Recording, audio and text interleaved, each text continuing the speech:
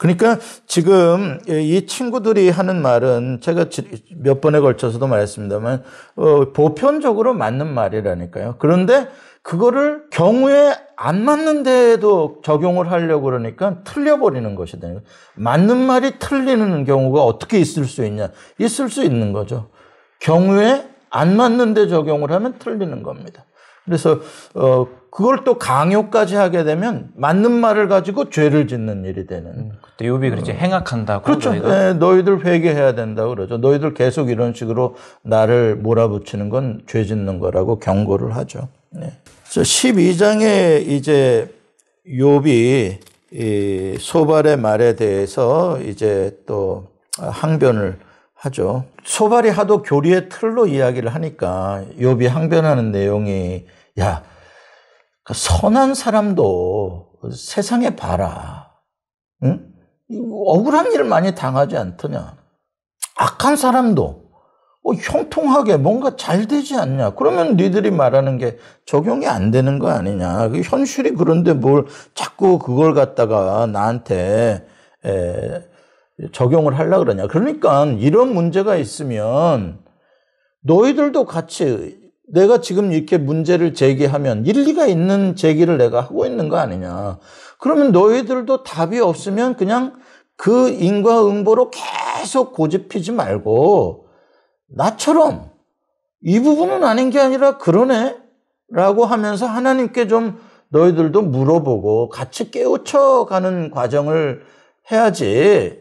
그렇게 나도 뻔히 너희들이 말하는 걸 알고 있는데 그걸로 자꾸 덮어버리려고 하면은 그건 진짜 어리석은 거다 이렇게 이야기를 하는 거죠. 저는 욥의 그 반론 가운데 이 12절 3절 말씀이 좀 시원하게 들렸거든요. 그러니까 네. 나도 너희 같이 생각이 있어 너희만 못하지 아니하니 그 같은 일을 누가 알지 못하겠느냐. 그러니까 그렇죠. 좀 답답했던 마음이 뻥 뚫리는 느낌이니까 사실은 욥이 다 안다라는 건 욥도 예전에 너희들 같이 똑같이 나도 생각했었고 지금도 그 말에 동의를 하고 있지만 나에게는 다른 상황이 있다라는 거잖아요. 그렇죠. 욥은. 다른 상황 속에서 다른 질문이 나오게 되면 새로운 해석과 새로운 이해가 필요하게 되면 당연히 그 점에 대해서 물어봐야 되고 고민해야 되고 그래서 새로운 상황에 적용할 수 있는 새로운 진리를 얻어야 돼. 그게 인간이지. 그걸 하지 않으려고 그냥 무조건 다 받아들이고 그냥 하나로 다 덮어버리려고 하는 건 그건 짐승과 같은 거다 이렇게 이야기를 하는 거죠. 그런 면에서도 저는 조금 안타까운 게 이 욥의 친구들이 정말로 욥을 조금이라도 더 믿어줬다면 신뢰했다면 정말로 그 틀을 좀 벗어나서 좀 진지하게 다른 각도로 생각했을 텐데 그 욥을 뭐 믿기는 믿었지만 그것보다도 그 틀이 더 중요했던 거죠. 그러니까 그 안에서 자꾸 욥을 신뢰하기보다는 그 틀로 욥을 자꾸 해석하다 보니까 그러니까 그들의 믿음이 너무 강한 거예요. 그거 하나면 다 된다고 생각하는 그 믿음이 너무 강한 거죠. 그러니까 지난번에도 말씀드린 대로 예수님도 그 바리새인들 종교인들에 대해서 안타까운 게 그 낡은 가죽 부대 그러니까 세수를 담지 못하는 그걸 뜯어야 새 부대를 준비를 해야 담는데 그게 안 되는 그 너무 강한 믿음이 예수님을 결국 십자가에 못 박기까지 하지 않았습니까? 그러니까 믿음이라는 거는 어떤 내용을 가지고 있느냐가 중요한 거지. 그렇죠? 무엇을 믿느냐. 내용이 중요한 거지.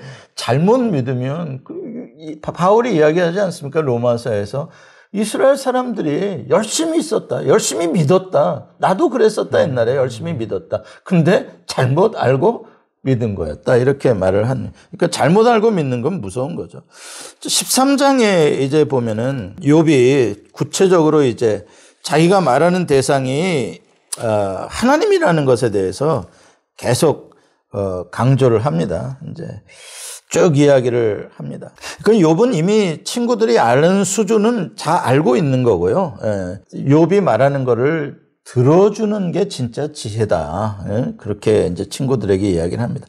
그리고 6절부터 19절까지 13장 6절부터 19절까지 보면은 친구들에게 계속 경고를 하죠. 니들이 계속 나를 이렇게 윽박지르면 결국은 그건 하나님까지 속이는 일이 되고, 왜? 하나님은 내가 의로운 걸 아시기 때문에 결국 하나님께 심판을 받을 거다. 맨 마지막에 가면 욥의 말대로 사실 하나님께서 이 친구들을 꾸중하시죠.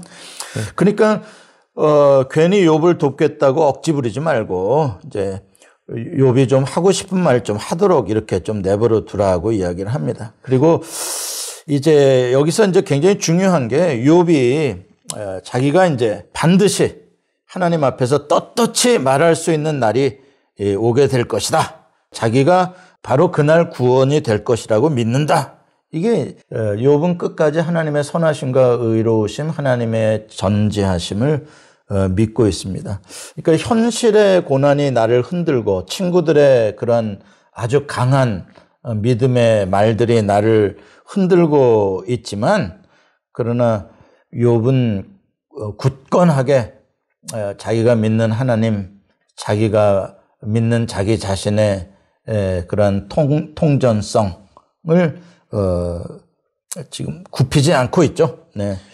아주 그게 이제 이 욥기를 통해서 하나님이 우리에게 주시는 중요한 지혜입니다. 근데 15절에 보면 그가 나를 죽이시리니 내가 희망이 없노라. 그러나 그의 앞에서 내 행위를 아뢰리라. 16절에도 경건하지 않은 자는 그 앞에 이르지 못하나니 이것이 나의 구원이 되리라 이렇게 말하고 있는데, 그럼요.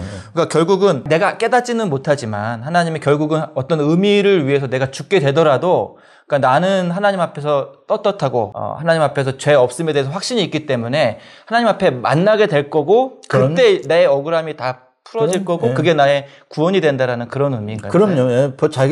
분명히 자기가 의롭다는 걸 자기도 알고 하나님도 아시기 때문에 지금 뭐 친구들이 아무리 무슨 말을 하고 자기에게 엄청난 고난이 왔다고 하더라도 언젠가는 결국은 이 모든 것들이 하나님 앞에서 밝혀지게 될 거라는 믿음을 놓지 않고 있는 거죠.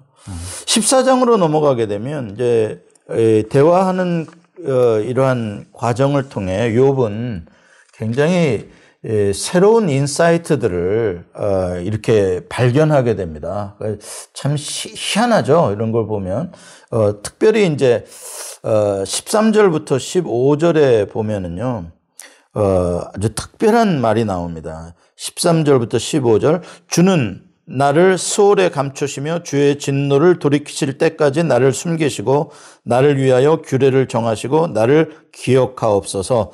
장정이라도 죽으면 어찌 다시 살리이까? 나는 나의 모든 고난의 날 동안을 참으면서 풀려나기를 기다리겠나이다. 주께서는 나를 부르시겠고 나는 대답하겠나이다. 주께서는 주의 손으로 지으신 것을 기다리시겠나이다. 라고 이야기를 합니다. 이거 굉장히 중요한 말이거든요. 여기 보면은 수월에 감추시며 주의 진노를 돌이키실 때까지 나를 숨기시고 나를 위하여 규례를 정하시고 나를 기억하옵소서. 이건 굉장한 확신의 소망을 가지고 있는 기도입니다. 이건 무슨 확신이에요? 내가 비록 수월에 내려가 있을 동안에도 주님께서는 나의 의로우심을 드러내시는 일을 하실 것이다. 굉장한 거거든요. 여기서 숨기신다라는 것이, 그러니까 나를 계속해서 하나님은 버린 것이 아니고, 그럼요. 계속 지켜주시고 보호하시고, 수월에 이르게 된다고 하더라도 나의 의로우심을 하나님이 아시기 때문에 수월에서 나를 버려버리시는 게 아니라, 수월로 가서 끝장내시는 게 아니라, 거기에 내가 이르게 되더라도 하나님께서는 나를 반드시 신원하셔서 나의 의로우심을 내실 것이다. 이렇게 말하는, 이건 굉장한 부활신앙이거든요. 죽음으로 끝나는 게 아니다라는 이야기입니다. 그러니까 어떻게 이런 소망의 믿음을 갖게 되는지 깜짝깜짝 놀래요. 이 욥이 자기도 이런 말들을 어떻게 했는지 아마 모를 거예요. 물어보면은 어떻게 이런 말들이 나올까. 이게 이제 하나님이 저는 옆에서 깨우쳐 주시고 도와주시는 성령의 역사다, 이렇게 저는 보거든요.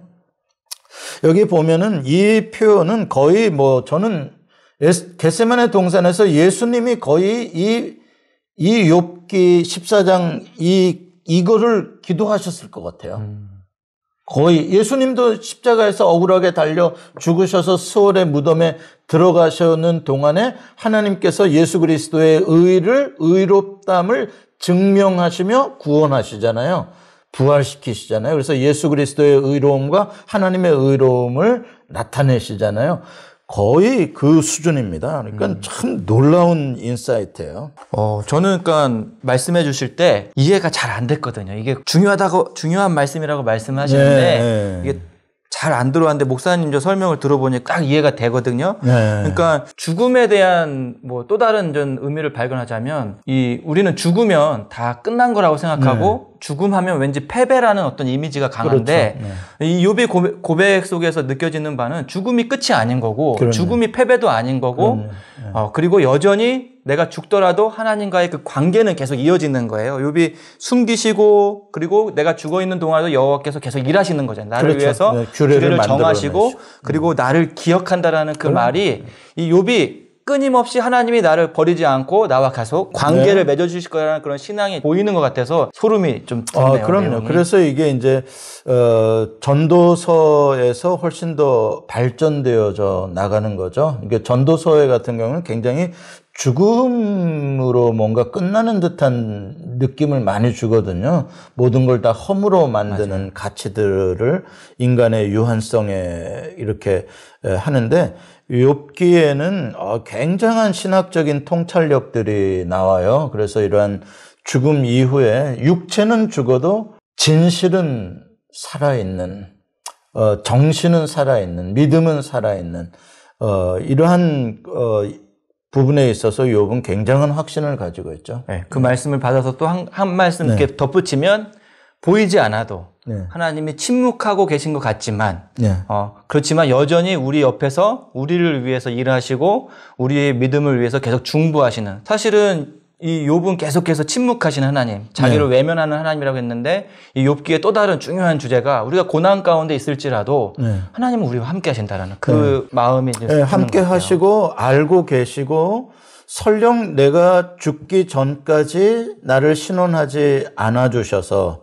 내가 죽어버렸다 한다고 끝나는 게 아니라 하나님의 시간은 그 후에도 진실을 신원해 주시고 드러내시는 일을 하시는 그러니까 욥에게서 우리가 보는 건 결코 우리가 육체적인 생명이 끝남으로써 어떤 의미와 가치와 질문과 이 믿음과 정신이 끝나는 게 아니다. 하나님의 시간표는 그 후에도 계속 그러한 사역들을 이루어가고 계시다는 이야기죠. 뭐 굳이 이런 거를 예를 들어보자면은 우리가 안중근 의사다 그러면은 안중근 의사가 테러범으로 일본 그 사람들에게 결국 사형 선고를 받지 않습니까? 테러범으로 사형 선고를 받았지만은 안중근 의사는 자기는 테러범이 아니라라고 분명히 이야기를 했고요. 자기는 대한민국의 군인으로서 분명히 적을 향해서 총을 쏜 것이기 때문에 그것은 정당한 일이다 이렇게 이야기를 하잖아요. 그러니까 그 사람은 결국 죽잖아요. 거기에서 죽지만 그러나 그 사람이 가지고 있었던 그 의로운 어떤 그러한 불의에 대한 저항과 민족을 사랑하는 마음들 그런 정신들은 살아있는 거 아닙니까?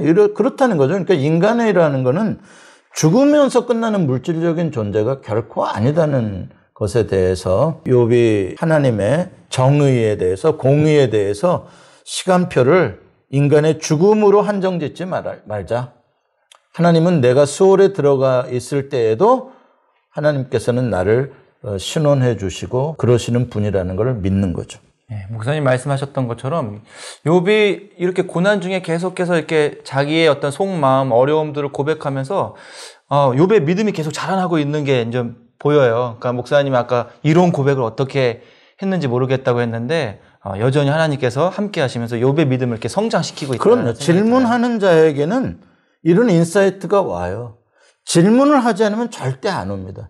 질문하고 고민하고 아주 그야말로 간절할 때에 주는 어떤 성령의 그러한 통찰력이 이 깨달음이 주어지는 거죠. 그래서 지금 욥에게 있어서는 구약에서 쉽게 발견하기 어려운 그런 부활 신앙, 현재의 모든 고난과 현재의 어떤 의미를 찾을 수 없는 현재에서는 그러한 것들을 미래에 하나님께서 그 의미를 밝혀주실 것들에 대한 그 부활 신앙을 가지고 있죠. 시간을 또 영원으로 하나님의 시간을 본다는 믿음도 있고요. 그러니까 욥은 지금 굉장히 친구들과 대화하면서 믿음이 많이 업그레이드 되고 있고 하나님이 주시는 새로운 어떤 계시의 세계가 지금 굉장히 많이 열려가고 있는 거죠.